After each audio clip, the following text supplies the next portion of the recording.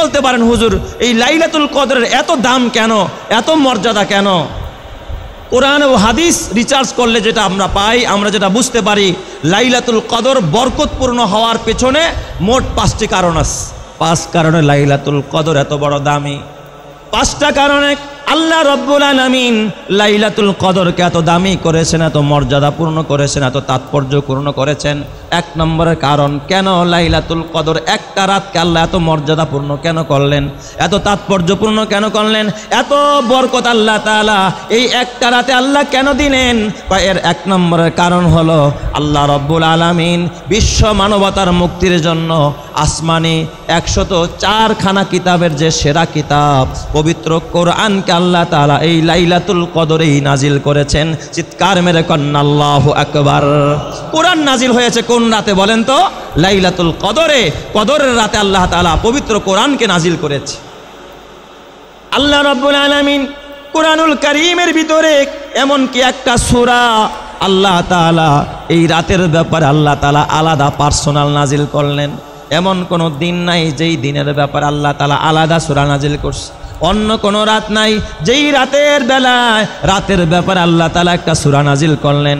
কিন্তু লাইলাতুল কদর, কদরের রাত এত বড় তাৎপর্যপূর্ণ, এত বড় মর্যাদাপূর্ণ রাত, এই রাতের বেলায় রাতের ব্যাপারে আল্লাহ তাআলা একটা সূরা মুস্তাকিল একটা সূরা নাজিল করলেন এবং এই সূরার নামকরণ করলেন আল্লাহ তাআলা সূরাতুল কদর। জোরে কোন সুবহানাল্লাহ।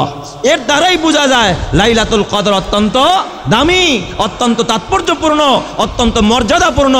না হয়তো আল্লাহ তাআলা এই কদরের নামে সূরাও নাজিল করতেন না, এই রাতে আল্লাহ তাআলা কোরআনও নাজিল করতেন না। জোরে কোন সুবহানাল্লাহি ওয়া বিহামদিহি। এটা হলো 1 নম্বরের কারণ লাইলাতুল কদর অত্যন্ত দামি হওয়ার।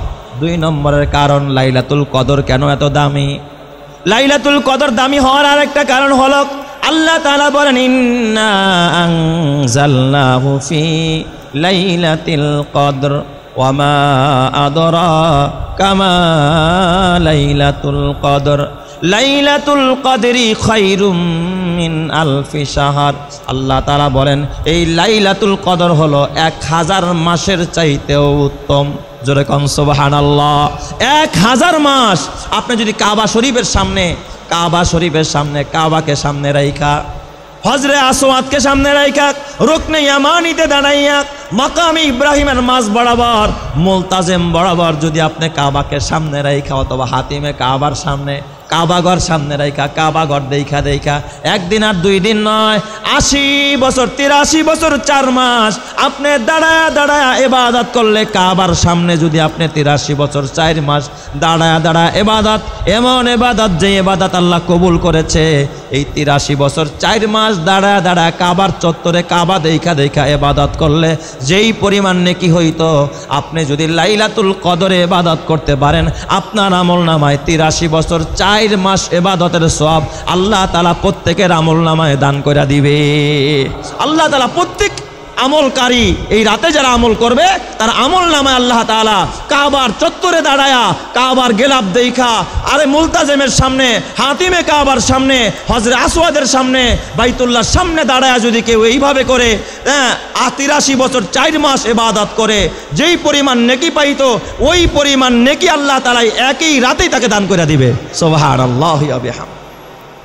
তাইলে বলেন এক রাত ইবাদত করলে আল্লাহ তাআলা 1000 মাসের চাইতেও বেশি নেকি দান করবে। তার মানে 1000 মাসে হয় 83 বছর 4 মাস। তার মানে এত লম্বা ইবাদতের সওয়াব আল্লাহ তাআলা যেই এক রাতে দান করে, তাহলে বলেন এই রাতের মর্যাদা কম না বেশি? এই রাতের মর্যাদা অনেক বেশি। এটা আরেকটা কারণ।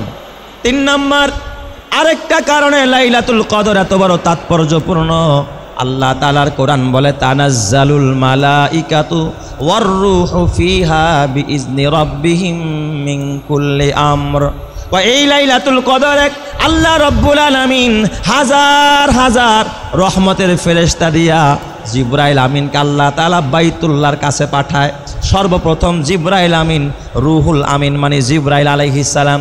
জিব্রাইল আলাইহিস সালাম হাজার হাজার রহমতের ফেরেশতা নিয়া তারপরে বাইতুল্লাহর কাছে আসে, হেরেম শরীফের মধ্যে আসে। বর্তমান যে কাবা ঘর, সহিহ হাদিসের মধ্যে আসছে, এই কাবার উপরে, কাবা ঘরের উপরে জিব্রাইল আমিন অবতরণ করে। জিব্রাইলের সাথে আছে হাজার হাজার লক্ষ কোটি রহমতের ফেরেশতা। এই জিব্রাইল আমিনকে আল্লাহ তাআলা 600 পাখা দিয়েছেন, 600 ডানা দিয়েছেন। আল্লাহ তাআলা জিব্রাইলকে বলে, জিব্রাইল কাবা ঘরের উপর একটা সবুজ পতাকা ওড়াও। জিব্রাইল আমিন কাবার ছাদ কিন্তু আমাদের মতো এরকম পাকা ছাদ না, ওইটা অন্যভাবে বানানো। এই কাবার ছাদের উপরে জিব্রাইল আমিন সেখানে একটা পতাকা ওড়ায়। পতাকা ওড়ানোর পরে আল্লাহ তাআলা ডাক দিয়া কয়, এই পতাকার চতুর্দিকে ডান বাম সামনে পিছনে উত্তর পশ্চিম দক্ষিণ পূর্ব সমস্ত দিকে তোমার ডানা দিয়া গোটা পৃথিবীটাকে তুমি ঢাইকা দাও। জিব্রাইল আমিনের এত বড় ডানা, একটা ডানা যদি ছড়ায়া দেয়, একটা ডানার কারণে গোটা পৃথিবীটা ছায়া হয়ে যাবে, একটা সামিয়ানা একটা ছাদে রূপান্তরিত হবে। জোরে কোন সুবহানাল্লাহ। জিব্রাইলের ডানা এত বড়, জিব্রাইল তুমি তোমার ডানাকে বিস্তীর্ণ করে দাও। কোন কোন হাদিস আসছে 2টা ডানা ছড়ায়া দিবে জিব্রাইল আমিন, কোন কোন হাদিস আসছে একটা ডানা ছড়ায়া দিবে, অথচ জিব্রাইলের আছে এরকমের 600 ডানা। জিব্রাইল আমিন যখন ডানাটা বিছায়া দেয়, আপনারা দেখেন বিভিন্ন সভা সমাবেশে, বিভিন্ন ওয়াজ মাহফিলে প্যান্ডেল করা হয়। এই লাইলাতুল কদরে আল্লাহ তাআলা গোটা পৃথিবীটাকে প্যান্ডেল বানায়া দেয়। প্যান্ডেল বানায় হলো জিব্রাইলের ডানা দিয়া, গোটা পৃথিবীটা আল্লাহ তাআলা জিব্রাইলের ডানা দিয়া প্যান্ডেল বানায়া উপরে সামিয়ানা বানায়া দেয়। এরপরে জিব্রাইলের নেতৃত্বে জিব্রাইল বলে, ও ফেরেশতারা তোমরা যাও, প্রত্যেক কায়েমকারী যে ব্যক্তি নামাজে দাঁড়ানো আছে দণ্ডায়মান ব্যক্তির কাছে যাও, তার মাগফিরাতের দোয়া করো, তার জন্য রহমত কামনা করো। জিকিরকারীর কাছে যাও, তেলাওয়াতকারীর কাছে যাও। দেখো আজকের রাতে কারা কারা ইবাদত করে, সমস্ত ফেরেশতারা ঘুইরা ঘুইরা সমস্ত মানুষের কাছে গিয়া গিয়া ইবাদতকারীর কাছে গিয়া গিয়া আল্লাহর পক্ষ থেকে সালাম দিতে থাকে আর তাদের জন্য রহমতের দোয়া করতে থাকে। জোরে কোন সুবহানাল্লাহ। বলেন তো রহমত দেনেওয়ালা যিনি তিনি কে? আল্লাহুম্মা আনতাস সালাম। আমরা তো বলি শান্তিদাতা আল্লাহ, আল্লাহর কাছ থেকেই শান্তি আসে, রহমত আল্লাহর কাছ থেকে আসে। ওই দিক দিয়া ফেরেশতারা সব জায়গায় ঘুরে ঘুরে সমস্ত মানুষের কাছে গিয়া গিয়া শান্তির বার্তা সকল মানুষের কাছে গিয়া এই ফেরেশতারা সালাম দিতে থাকে, আল্লাহর পক্ষ থেকে সালাম দেয় এবং মাগফিরাত কামনা করে এবং তাদের জন্য আল্লাহর কাছে রহমত চাইতে থাকে। আল্লাহর কাছে যদি কোনো ফেরেশতা মাগফিরাত চায় বান্দার জন্য এবং রহমত চায়, বলেন ওই বান্দাকে ক্ষমা করে যিনি রহমত দিবেন তিনি কে? আল্লাহ তাআলা অবশ্যই এই বান্দাকে কি দিয়া দিবে? রহমত দিয়া দিবে। এইভাবে করে, এই কারণে এই রাত্রটা আল্লাহর কাছে এত বড় দামি। এই ফেরেশতা আইসা আইসা এইভাবে দোয়া করতে থাকে, মাগফিরাতের দোয়া করতে থাকে। তো বলছিলাম 5 কারণে লাইলাতুল কদর এত বড় দামি। 1 নম্বরে কোরআন নাজিলের মাস, 2 নম্বরে হলো বাবা এই একটা রাতে ইবাদত করলে, এই রাতে ইবাদত করলে 1000 মাস ইবাদত করার সওয়াব পাওয়া যায়। আর 3 নম্বরের কারণ বললাম, এই রাতে জিব্রাইল আমিন তার দলবল নিয়ে আইসা দোয়া করতে থাকে। জিব্রাইল আমিন প্রত্যেকটা মানুষের জন্য দোয়া করে, ফেরেশতারা দোয়া করে, মাগফিরাত কামনা করে। আর 4 নাম্বার, এই রাতকে আল্লাহ তাআলা বরকতময় রাত বলেছেন। এটা হাদিসের কথা না, ডাইরেক্ট আল্লাহ কোরআনে বলেছে। সূরা দুখানের ভিতরে আল্লাহ বলে, ইন্না আনজালনাহু ফি লাইলাতিন মুবারাকা ইন্না কুন্না মুনজিরিন। আল্লাহ তাআলা বলে, নিশ্চয় আমি কোরআনকে নাজিল করেছি বরকতময় এক রাতে। এই লাইলাতুল কদরকে আল্লাহ তাআলা নিজেই বরকতময় রাত বলেছেন। তার মানে এটা যেন তেন রাত না, এই রাতটা স্বাভাবিক রাত না, এই রাত্রটা হলো বরকতময় রাত। আর আমার দেশের হতভাগা কপাল পোড়া মানুষ ওই বরকতময় রাতে গুনাহ করে বেড়ায়, জুয়ার কোট নিয়া আর মদের আড্ডাখানা বানায়। কথা ঠিক না ব্যাঠিক? জোরে কর। তারা জুয়ার কোট বসায়, মদের বোতল নিয়ে দৌড়ায়। কসম আল্লাহর, ভদ্র সমাজের মানুষ জুয়ার কোট বসাইতে পারে না, মদের বোতল নিয়ে দৌড়াইতে পারে না। আমরা পবিত্র রমজান উপলক্ষে সামনে ঈদকে কেন্দ্র করে কোনো জুয়াখোর এবং মদখোরের তাই আমরা এই এলাকার মধ্যে দিব না। কথা ঠিক না ব্যাঠিক? জোরে কর। আমরা প্রতিবাদ প্রতিরোধ গড়ে তুলব। রাজি আছেন তো ইনশাআল্লাহ? এটা বরকতময় রাত। আল্লাহ তাআলা বরকতময় করেছেন এই রাতকে।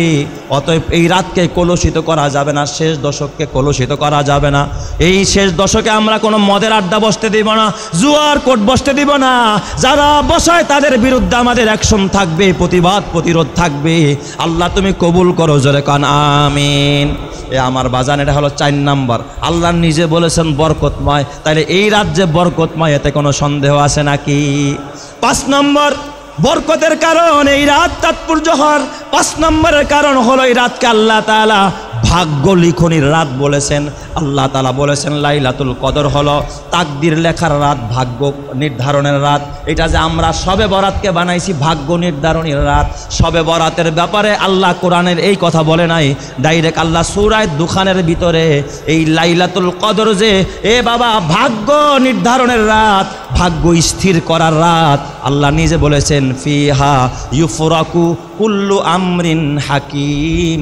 এই বরকতময় রাতে আল্লাহ তাআলা সকল জরুরি বিষয়গুলোকে স্থির করেন, নির্ধারণ করেন। কার ভাগ্যে কি আছে, কে কখন জন্ম নেবে, কে কখন মরবে, কার বাড়ি 5 তলা হবে, কে হজে যাবে, কে বাইতুল্লাহ যাবে, কে মানুষকে খুন করবে, কে মারা যাবে, কে বিয়ে করবে, কার ছেলে হবে, কার মেয়ে হবে। এই সব বিষয়গুলোকে আল্লাহ তাআলা লাইলাতুল কদরে নির্ধারণ করে দেন। তাহলে যেই রাতে মানুষের ভাগ্য স্থির হয়, বলেন তো এই রাতকে বরকতময় এবং তাৎপর্যময় হওয়ার ভিতরে কোনো সন্দেহ আছে নাকি? কোনো সন্দেহ নাই, কোনো ভেজাল নাই। ডাইরেক্ট কোরআনের মধ্যে সূরা দুখানে আল্লাহ তাআলা বলেন ফিহা ইউফরাকু কুল্লু আমরিন হাকিম।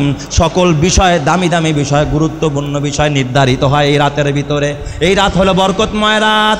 ইন্না, আল্লাহ তাআলা বলেন ইন্না আনজালনাহু ফি লাইলাতিম মুবারাকা ইন্না কুন্না মুনজিরিন ফিহা ইউফরাকু কুল্লু আমরিন হাকিম। এই রাতের মধ্যে সকল বিষয়গুলো নির্ধারিত হয়। বান্দা তোর তাকদির নির্ধারিত হয়, তাকদির স্থির হয়। বান্দা আগামী বছর তোর জন্য কি আছে কপালে, তোর ভাগ্যে কি আছে, সবগুলো যিনি নির্ধারণ করেন, বলেন তো তিনি কে? এই জন্য আমার বাজান, তোমার হাতে পায়ে ধরা বলা যায় এই লাইলাতুল কদর যেন জীবনে মিস না হয়।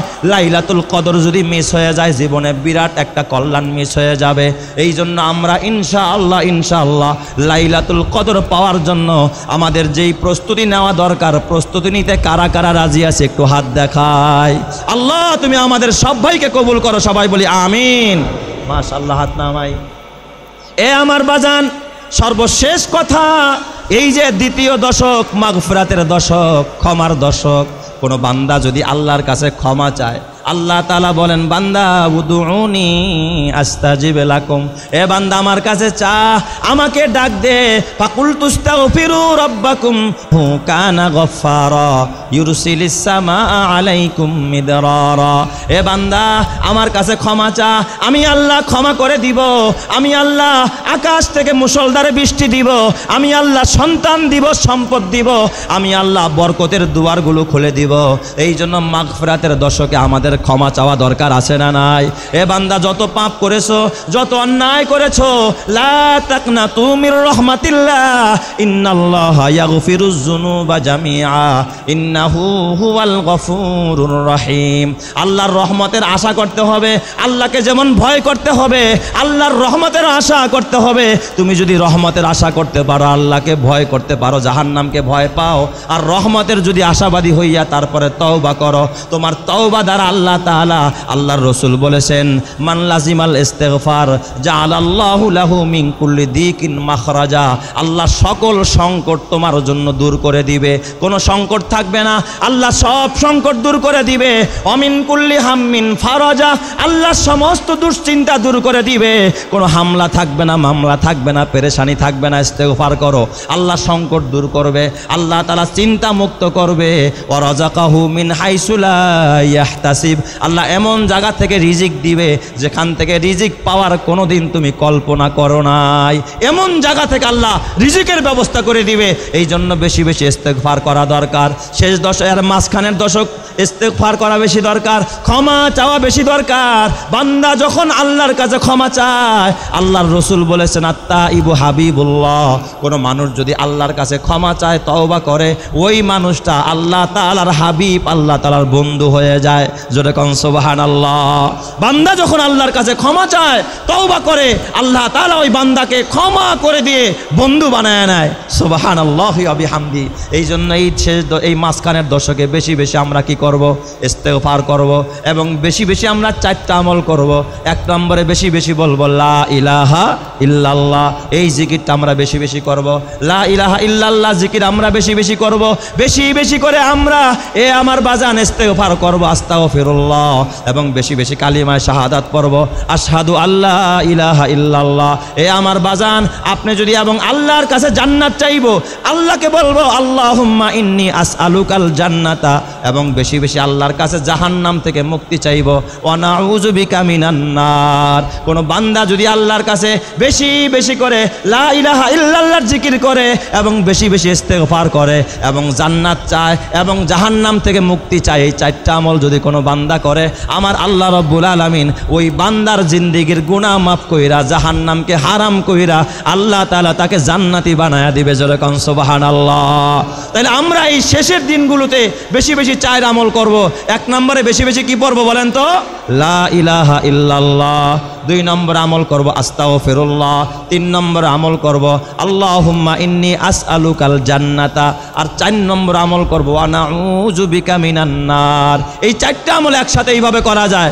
আশহাদু আল্লা ইলাহা ইল্লাল্লাহ, আস্তাগফিরুকা ওয়া আতুবু ইলাইক, আল্লাহুম্মা ইন্নী আসআলুকাল জান্নাতা ওয়া নাউযু বিকা মিনান নার। এই 4টা আমল যদি আমরা বেশি বেশি করতে পারি, ইনশাআল্লাহ আল্লাহ আমাদেরকে ক্ষমা করবে, রহমত দান করবে, তার বন্ধু বানায় নিবে, আল্লাহ জাহান্নাম থেকে মুক্তি দিবে, আল্লাহ আমাদেরকে জান্নাতি করে দিবে। সবাই বলি আমিন। আরেকটা কাজ করবো আমরা বাবা, বেশি বেশি করে গরিবের হক আদায় করব। অনেকে আছে গরিবের হক আদায় করে না। গত জুমাতে আমি জাকাত প্রসঙ্গে কথা বলেছিলাম, অনেকেই আছে জাকাত দিতে চায় না। এই বছর গতকালকে আমার এক ভদ্রলোক ফোন দিছে, কয় হুজুর এবার জাকাত কত করে নির্ধারণ হয়েছে? 110 টাকা না 2808 টাকা, আমরা কোনটা দিব? আমি বললাম এটা তো জাকাত না, এটা তো ফেতরা। এই বছরে সদকাতুল ফিতর নির্ধারণ হয়েছে কত বলেন তো? সর্বনিম্ন 110 টাকা আর সর্বোচ্চ কত? 2805 টাকা, 2805 টাকা। এইটা হলো সদকায়ে ফিতর, এটা দেওয়া ওয়াজিব, কিন্তু জাকাত দেওয়া কি ফরজ। আমরা গরিবের হকটা আগেই দিয়ে দিব, যাতে করে গরিবও কিছু কেনাকাটা করতে পারে, তাদেরও ঈদেরও কিছু আনন্দ, কিছু ইফতারিতে অন্যান্য কাজে তারা ব্যয় করতে পারে। এই জন্য আমরা সদকায়ে ফিতরটাও দিয়ে দিব।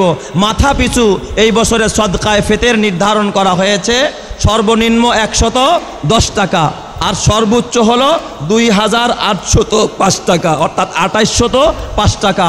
আমরা যারা ফেতরা দিতে চাই, ফেতরাটা আমরা মাল দিয়েও দিতে পারবো, ইচ্ছা করলে টাকা দিয়েও দিতে পারবো। কিন্তু সবাই যদি আটা কিনা দেই, একজন গরিব তা তো আটা দিয়ে কি করবে? এই আটা বেচতে গেলে আমি যা দিয়ে কিনে দেবো তার থেকে কমে বেচতে হবে, আর লস হবে।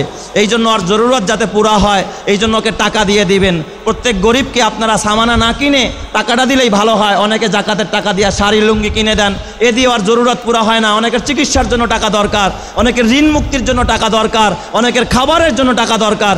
এই জন্য আপনারা সদকাতুল ফিতরের জন্য পারলে, যদি পারেন, আপনারা টাকাটা দ্রুত দিয়ে দিবেন। ইনশাল্লাহ 110 টাকা সর্বনিম্ন আর সর্বোচ্চ হলো 2805 টাকা।